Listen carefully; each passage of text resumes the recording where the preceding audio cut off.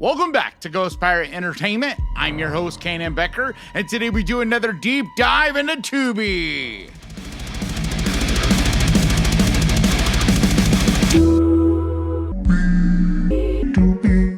So this is the first video I filmed since Halloween, and yeah, I'm a little bummed, but you guys know it's always Halloween on this channel. But still, now that the decorations are packed away, it's time to start thinking about Christmas. And I've been trying really hard to come up with some good gift ideas, which is why I'm so excited to talk about today's sponsor, Hungry Minds, the book, The Ultimate Guide to Rebuilding Civilization. This thing absolutely blew me away. It's not just a book, it's a work of art. I mean, look at this. It was crowdfunded, raising over $2 million with over 400 pages, 180 topics.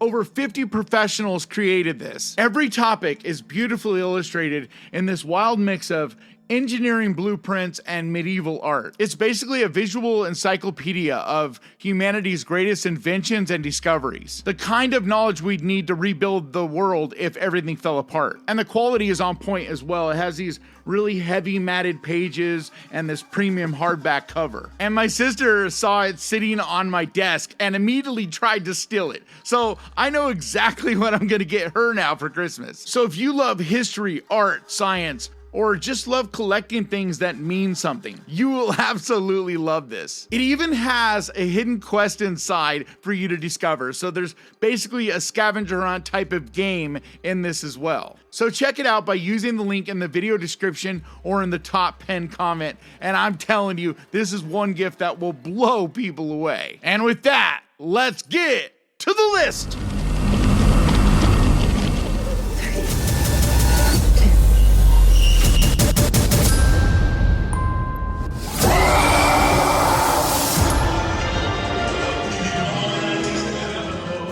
Match is a 2025 horror movie, directed by Danishka Esterhazy. It stars Umberly Gonzalez, Shaina Jimenez, and Luke Volker. After a young woman is matched with a handsome online suitor, she arrives for her first date to discover a house full of dark, terrifying secrets.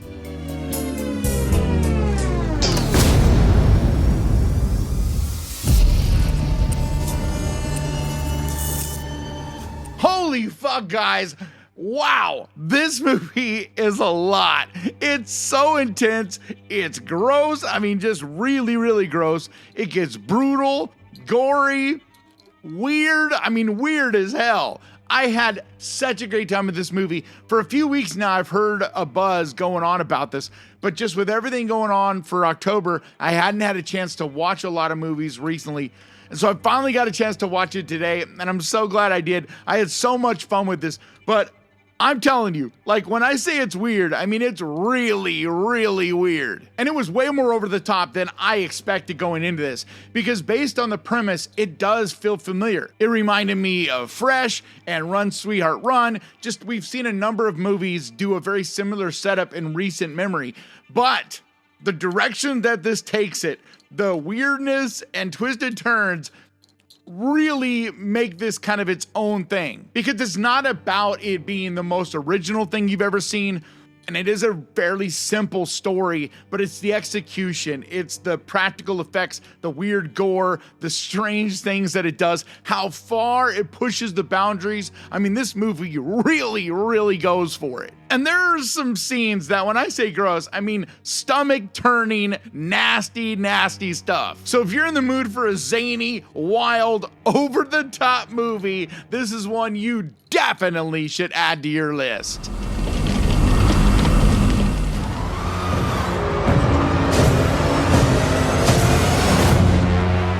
Terrifier 3 is a 2024 horror movie, written and directed by Damien Leone. It stars David Howard Thornton, Lauren Levera, and Elliot Fulham. Art the Clown is set to release chaos on the unsuspecting residents of Miles County as they peacefully drift off to sleep on Christmas Eve. Who is this Santa? He's scaring my kid. Yeah, he's scaring me too. Hey, Santa's handing out presents! It's so crazy how each Terrifier movie, Damien Leone just continues to push the limit on what he can pull off with gore, the creative kills. how over the top and just insane Art the Clown is. And I felt like with this third one, he continued to push things even more, because this shower scene, especially in this, was some gnarly, very, very just wet and disgusting gore. But I'm assuming that most of you out there have seen this already. But I just really wanted to include it on the list this week just to let everybody know, hey, Terrifier 3 is now available for free on Tubi. And with Christmas just right around the corner, I mean, it's as good of a time as any to rewatch this. For me personally, I do think I like Terrifier 2 more. I thought there was more of a fun quality to it. This one felt like they pushed the line and were a little too mean. And I know for a gory, brutal, violent movie, like maybe you're like, what? What do you mean mean? There's a tone thing with me, and I felt like this one pushed that mean tone a little bit too far, and we lost a little bit of what I thought was so fun about Terrifier 2. But I know it's to each their own, because a lot of people still like the first one, which is probably the meanest of any of the three. So, you know, everybody's taste is just a little bit different. For me, I still really enjoy this movie immensely. It just didn't quite get to the same place as Terrifier 2 did. However, there are some amazing scenes in this. I really love it taking place on Christmas time. The way they integrated Christmas into it all worked really, really well. My favorite part of the movie probably was the whole Santa Claus bar scene. That was hilarious and just a great scene in general. But overall, this movie is just a blast. So if you've never seen it, or if you're just looking for a rewatch, like I said, right now, it's free on Tubi.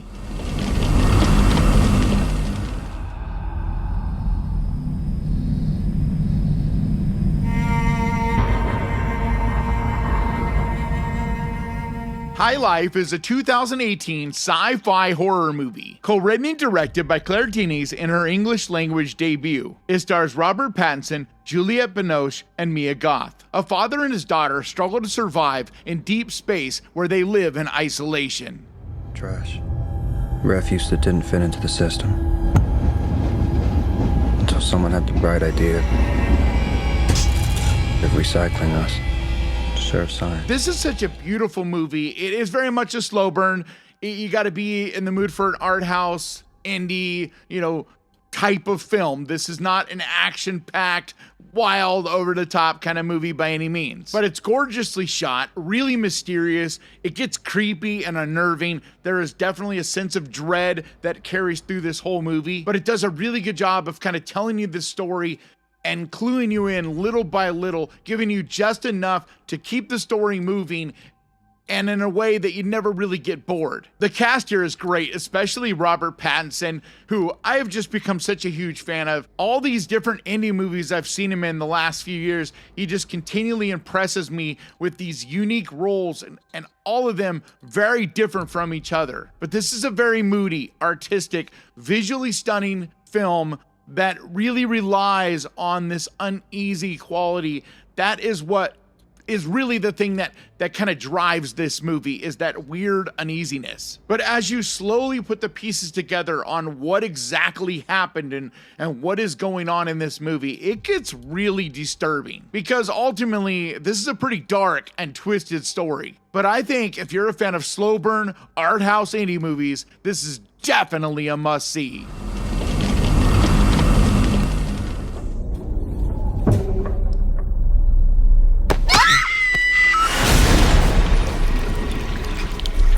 Going on? House of Wax is a 2005 horror movie, directed by Hami Colette Serra in its feature directorial debut. It stars Alicia Cuthbert, Chad Michael Murray, and Brian Van Hoyt. A group of teens are unwittingly stranded near a strange wax museum, and soon fight to survive and keep from becoming the next exhibit. You're saying that that's a real person underneath? They're all wax, everyone. I know, quite a few out there are like, what? He's got horrible taste. This movie's awful, blah, blah, blah. I get it. I'm not saying this movie is like grade A, pure horror greatness or anything like that.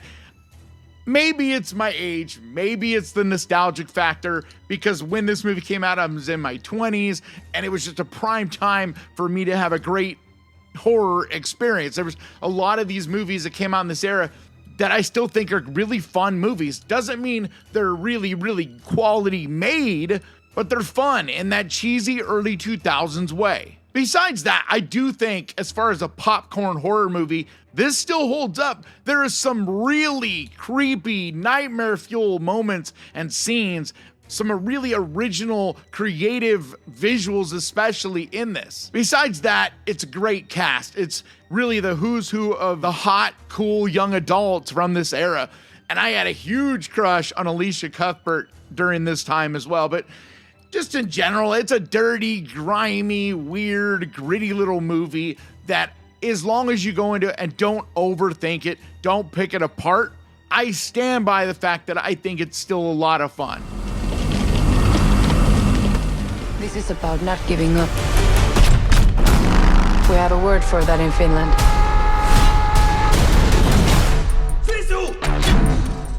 Sisu is a 2022 action thriller written and directed by Jamari Headlander. It stars Jorma Tommila, Mimosa Willamo, and Axel Henny. When an ex-soldier discovers gold in the wilderness, he tries to take the loot to the city, but he runs into Nazi soldiers who get in his way. He was a Finnish commando, lost his home and his family in the war.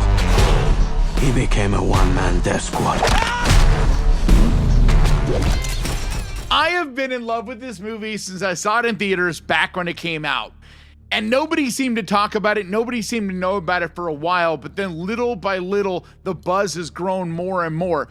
And at Fantastic Fest this summer, I saw the sequel to it. And I am so excited for you guys to see it. Because it's hard for me to say if this one or that one is better. They're both amazing.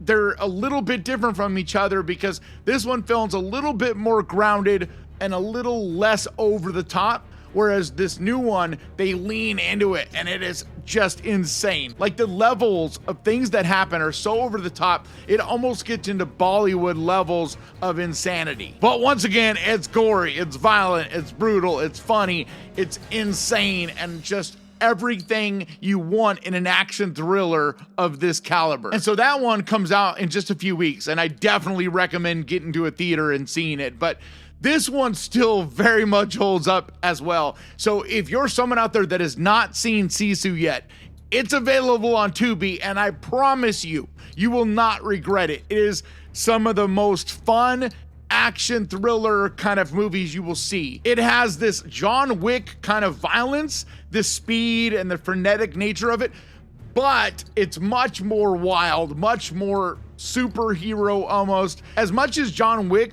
may seem over the top, this pushes that even further. But I've been a fan of Jamari Headlander's work since I saw Rare Exports a number of years ago, and everything he puts out ever since is just a blast. It's always entertaining, always interesting, and always a little unique. Like his stuff definitely has a look and style to it that's recognizable to him. So I think this movie is incredible and definitely a must-see.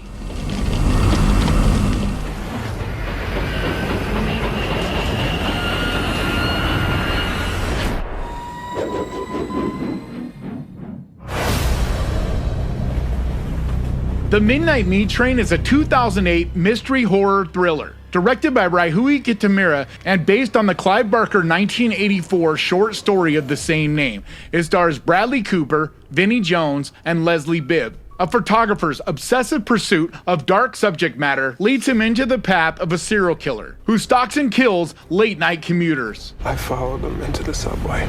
He butchers them like cows. They never find the remains because he unloads the meat somewhere.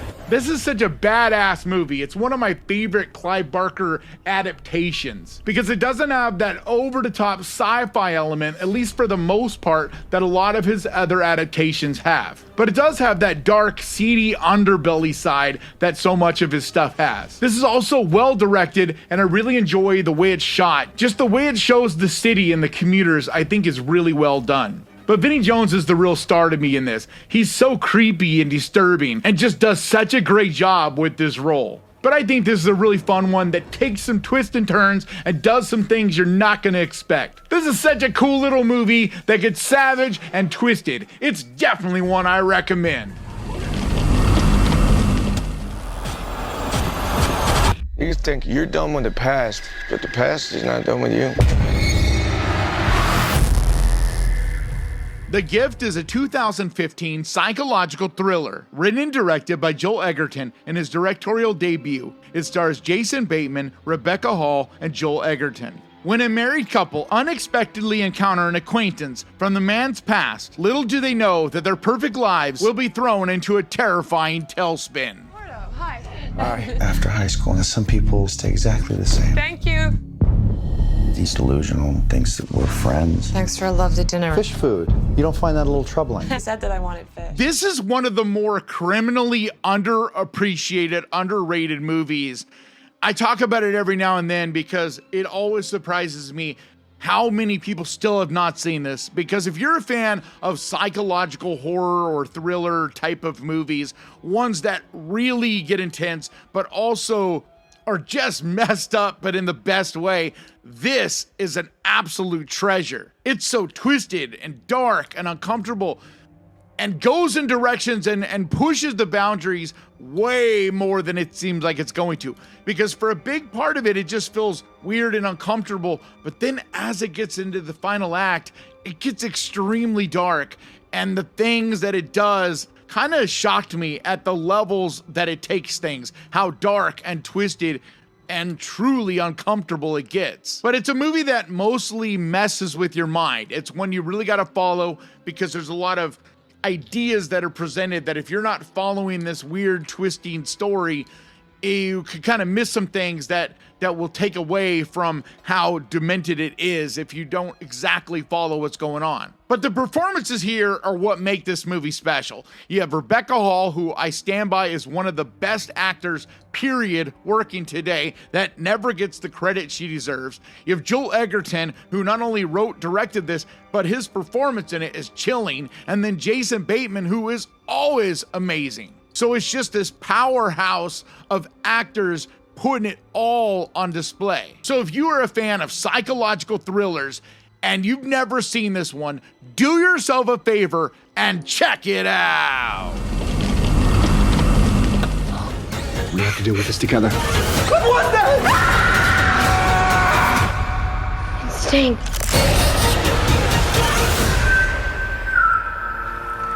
Sting is a 2024 creature feature horror movie, written and directed by Kaya Rushe Turner. It stars Ryan Corr, Aaliyah Brown, and Penelope Mitchell. The story follows a young girl who secretly raises a spider as her pet, which then transforms into a giant monster. Hi, Eric. Could a spider grow twice as big in a couple of hours? No, that is a physiological impossibility. So in my last video, I talked about Beast of War, which is one that hopefully you've had a chance to see. It's a rental right now for a few bucks, but very much worth it. This is another movie that Kyle Rushe Turner did. And even though I do think Beast of War is the better movie, I still think this one's a lot of fun. It has a lot of that old school creature feature movie element to it. It's just this big, crazy alien spider going around killing people. And it also has a really fun tone. It doesn't take itself too serious. Yes, it's a little stupid, a little cheesy and silly, but that's by design. Like, this is that kind of movie. There is a very clear sense of humor going on here. It leans into that schlocky, like I said, the old school creature feature vibe. And it's a real shame because I've seen so many people dumping on this movie. I don't get it. I don't know if the tone didn't work for everyone or what, or maybe I'm just missing it and I see something others don't. I don't know. Either way, I just know for me personally, I didn't expect too much. This is a very small movie and I had a great time with it. It's entertaining and that's all I look for in a movie like this. The other element I really enjoyed about this is the family dynamic. Being a stepfather myself, I really saw myself in this character who's trying to raise this little girl as his own and struggling with trying to win her over and all of that. It's a nice, heartwarming kind of story that goes on there. But it's really not a movie to overthink. It's not anything super serious. It's just a big, giant spider going around eating people. So if that sounds like something you would enjoy, then definitely give this one a look. What are we gonna do? We have got to get off this boat now. Bon voyage.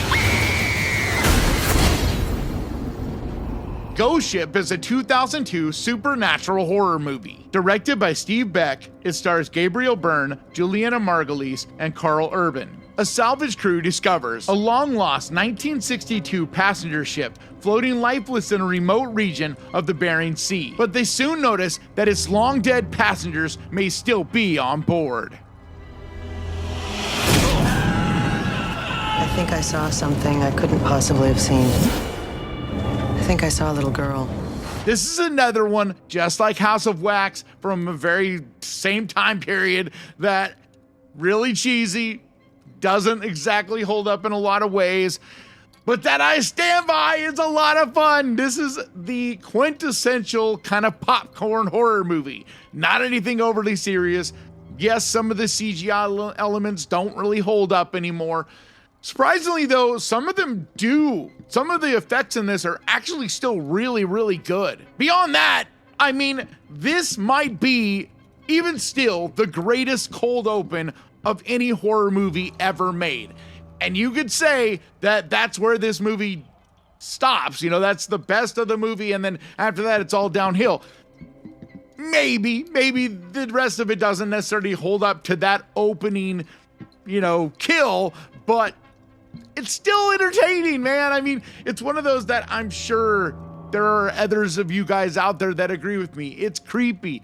It's got its moments of being eerie and spooky, and just the atmosphere of it. It has these fun, creepy, haunted house type of vibes going on that I really enjoy. And sometimes it's just fun to put on a movie that you have a nostalgia for, and that it isn't necessarily gonna scare you to death, but still is entertaining in that popcorn kind of horror movie way. It's one of those that it's kind of impossible to explain to people. It's that same thing of saying cozy horror. You either get it or you don't. It's the way something looks, it's the feel, it's the overall vibe that a movie has that put it into that. So cozy horror or popcorn horror is just kind of a way to sum up a vibe. And this movie very much is that. It's not one you overthink. It's one that is rough around the edges, a little bit cheesy, a little bit campy, but still entertaining in that way. But it's just a movie that I have a soft spot for, and every time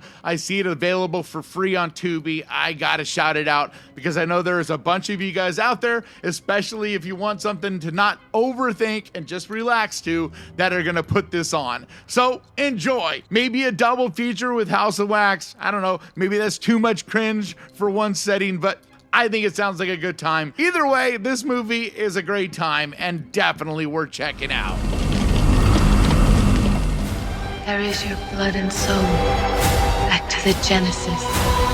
My life form. Lifeforce is a 1985 sci-fi horror movie. Directed by Tobe Hooper, it stars Steve Rausback, Peter Firth, and Matilda May. The story shows the events that unfold after a trio of humanoids in the state of suspended animation are brought to Earth after being discovered in the hold of an alien spaceship. Totally alien to this planet.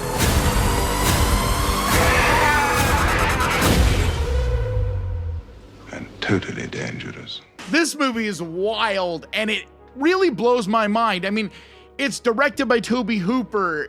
It's got this gorgeous woman walking around naked for most of, at least a huge chunk of it, in Matilda May. Like, it's just a great movie, so iconic in so many ways, and yet still really flies under the radar. I don't really get why. The idea of it alone is so cool. Basically, vampires in space is pretty much what we got going on here. But the special effects are amazing. The set design, the different wild, over-the-top things that go down in this, the twists and turns. It's just this big spectacle kind of movie with all these wild things going on Earth as well as in space, the costume designs.